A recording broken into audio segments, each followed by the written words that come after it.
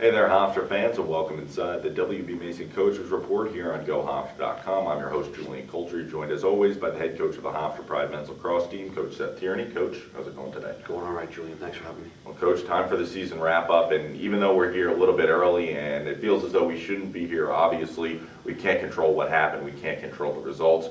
An unfortunate 5-4 loss to the Fairfield Stags in the last game of the season this past Friday eliminates you from CAA contention. And let's talk about the game, and then we'll get into the season. Another game that I guess we could say pretty much went with the status quo of the year. You outperformed them, but at the end, the result just doesn't show.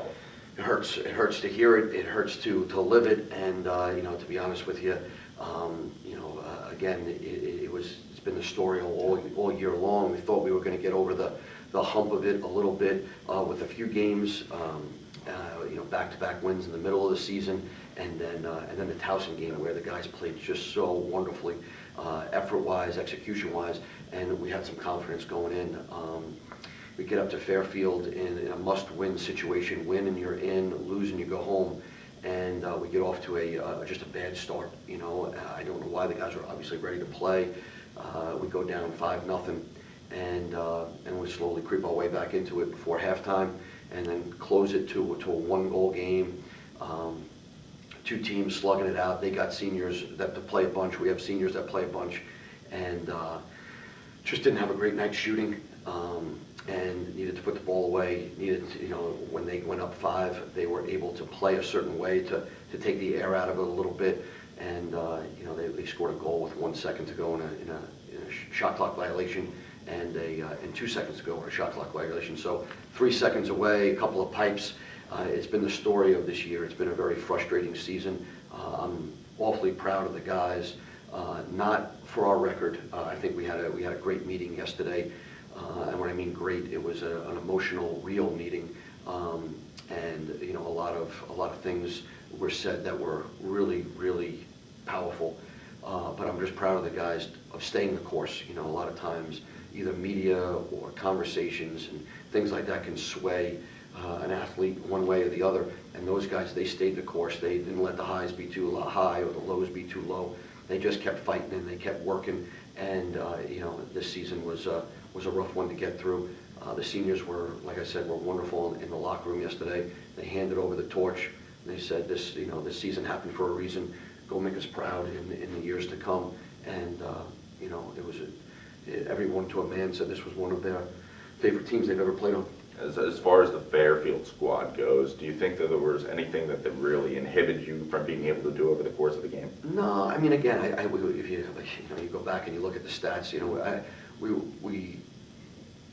the stats were tilted certainly in the second half our way, and we outshot them tremendously. Their goalie is very good, but we had hit a few pipes, and again, when you're playing in that game, that last game, when things aren't easy, they can become tight, and it got a little tight out there towards the end, but the guys kept swinging. I think if whoever was there or they watched it online, they saw the effort, they saw the energy, and they saw the desire of a Hofstra lacrosse team. They talk senior class, and obviously the most disappointing part with losing and not being able to hoist that crown, or even when you do hoist the crown and the season ends, is your seniors go. Right. And you go with this senior class this year, just to throw some names out there. Obviously, you got Mike Malave, you got the rope unit, Reichert, Riley, Romano, you got Selva and Net. You got so many great key cogs in this team.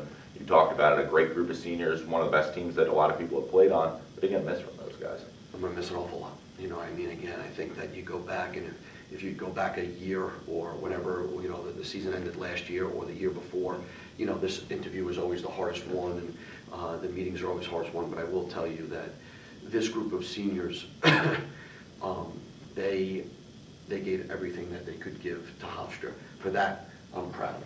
For the things they said in the locker room on their experience here and how wonderful it was, and it was heartwarming as the coaching staff was there, listening to what they were saying.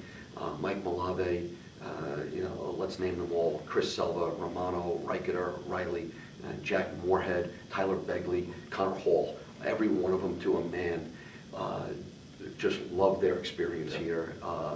Disappointed that they couldn't get Hofstra a CAA tournament championship and go on to the NCAAs, but, you know, they had zero regrets as they went through here outside of that one. Well, there's no doubt about it that the seniors will obviously be surely missed, and with them graduating, each class takes that next step up. And you start with the junior class, and obviously we're the guys that are more third going to fourth years, I guess you could say, with red shirts here and there. You start with leading off. The guy that you bring back is Sam Linares, and this year he took his game to the next level, back-to-back 50-point seasons, first time that's happened for a Hofstra lacrosse player since 2000, 2001. You know, how do you capitalize on a year like that? Is he going to be the main #1 leader on this team next year? Yeah, there's no question. I mean, Sam was the leader this year, certainly with Mike Malave and a couple others that really started to come around. You know, I think as you know, for the fans that have watched him play and the families, they know Sam went through some tough times this season, injury-wise, back-wise. You know, that back is a tough one to overcome, and legs and illness and things like that. And to still have a 50-plus point performance, you got to take your hat off to him. You know, he's a guy that's going to have a big summer because, you know, he knows that he's starting to see the end line as well, and we need to turn that 50-point performance to a 70-point performance, 80-point performance next year. So he's certainly, you know, the first guy that we'd mention in that future senior class of next year, you know, along with certainly others in Hendrickson and Von Bargen and Finn Sullivan and guys like that. And move on to really the lower classmen, your sophomores or your second years become third years, and your freshmen, they take that next step forward. Do you like what you have with the younger guys? I do. I mean, I do think that, you know, Tanner Griffin had a very good year for us as a starting defenseman. As a freshman, Dylan Alderman got, you know, a back issue at the end of the year, but played, you know, just had a wonderful season for us as a freshman. And Brendan Lynch had done a great job for us. So yeah, there's some freshmen in that class, Golden, Mosier, Kavanaugh. There's a bunch of guys in that class that, you know, the best thing about freshmen is they become sophomores. So we've seen that huge growth. That's the biggest jump. You know, when you go to sophomore to junior, junior to senior, there's growth, but there's not as big of a growth because now they know what it's going to take. So those guys, they'll have an interesting summer.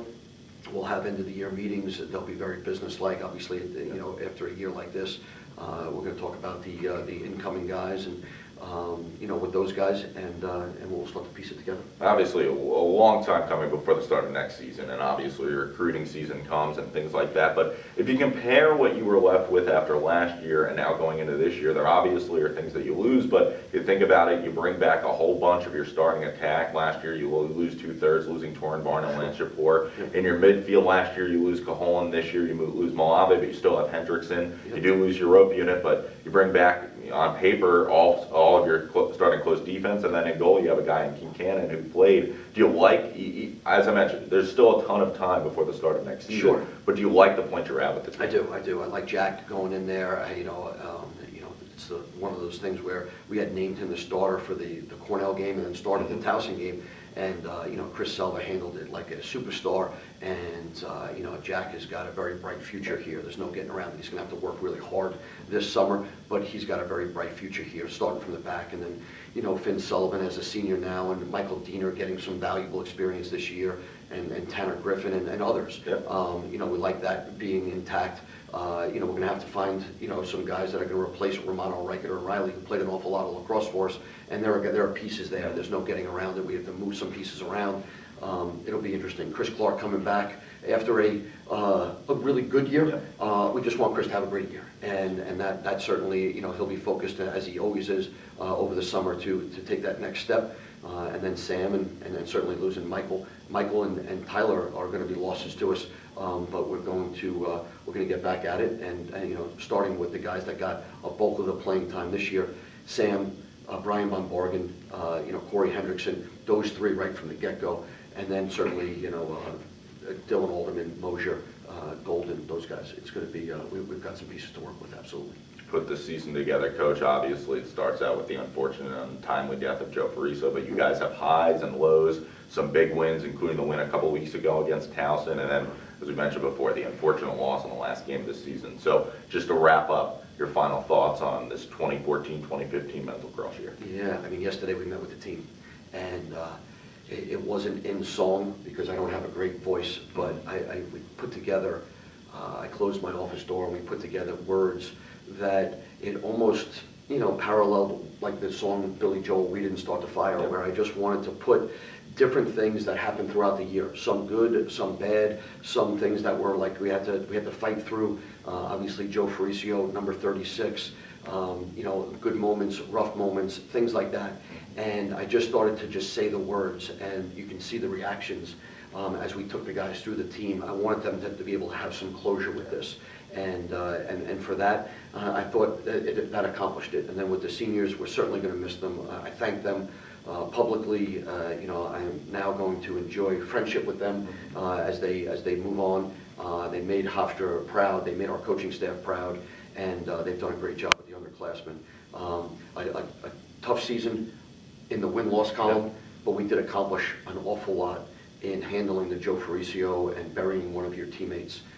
Doing some things with this team that were just unbelievable, and they stood tall, fighting through some tough times, and they stood tall. Awfully proud of those guys. We're going to end up closing this chapter being upset with the verdict and not reaching our final goal of winning that CAA championship. For us, next year starts right now, and we'll start to get after it, and we'll see what happens. Coach, thanks as always for the time. It's been a pleasure this season. Thanks, Julian. Appreciate your time. Head coach of the Hofstra Pride men's lacrosse team, Seth Tierney. I'm your host, Julian Colcher. One final time, this has been the WB Mason Coaches Report.